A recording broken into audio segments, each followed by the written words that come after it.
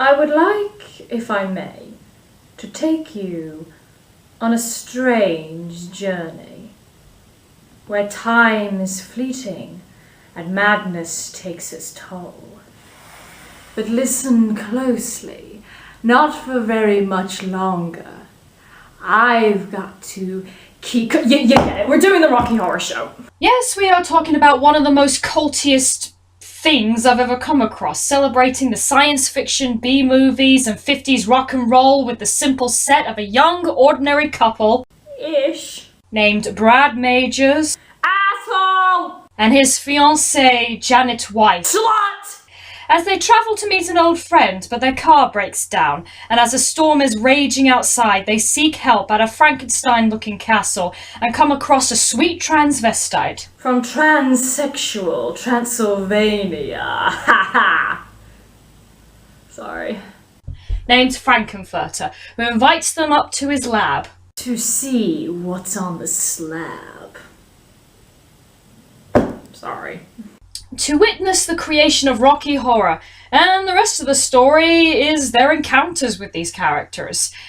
Yeah, it sounds pretty random, strange, and maddening, and... I fucking love it! Like, it's fucking awesome! I mean, talk about a fun night at the theatre or what? Especially with memorable characters, catchy-ass music, and just all-around pleasurable. So, I guess we should talk about how this musical came around. As most of you know, the show was written and created by Richard O'Brien, who was a lover of B-movies and science fiction, but mainly because of how unintentionally funny they were, and so wrote around the idea as he was working as an actor in London. Luckily, he came across Jim Sharman, who had previously worked on productions such as Hair and Jesus Christ Superstar, and other members, including Tim Curry, Little Nell, and Patricia Quinn as the cast, and it premiered in 1973 upstairs at the Royal Court Theatre. Now, this cast sounds familiar to you. Well, most of them came back to star in the film adaptation, now named The Rocky Horror Picture Show, released in 1975 and has been the longest release in film history. Really and truthfully, it's hard to review this musical as it's the kind of show you have to experience in order to understand it. It's like there's a particular language to it all, from the dress code to the heckles the audience delivers during the performance. I guess what I'm saying is, see it.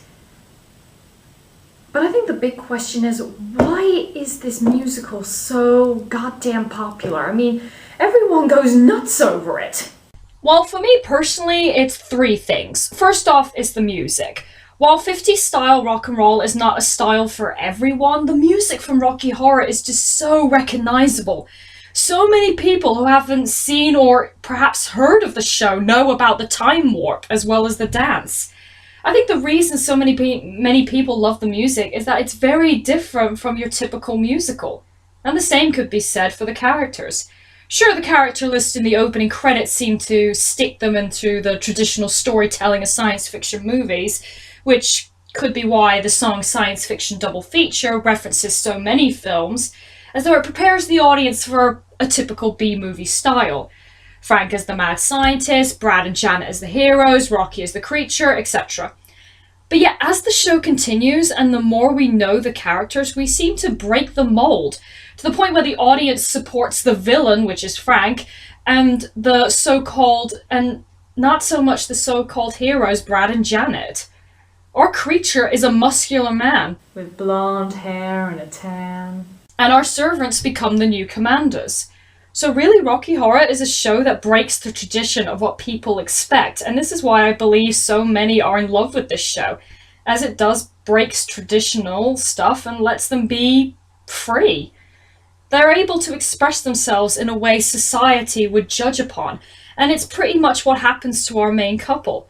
Brad and Janet is displayed as a normal everyday couple, and yet as they enter the castle they are stripped down, both mentally and physically, out of their labelled stereotypes, and well, as Frank sings, give themselves over to absolute pleasures. Letting people feel more free, becoming themselves, and being proud of being themselves is what Rocky Horror allows and makes it fun and wild and mad. So if you want a night out where you can dress up however you want, speak your mind, and let yourself go, then this is a musical for you.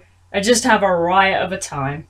As Frankenfurter says himself, don't dream it, be it. And thank you for watching my Rocky Horror Show review.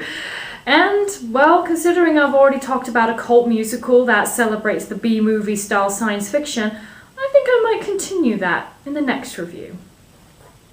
See you later, guys.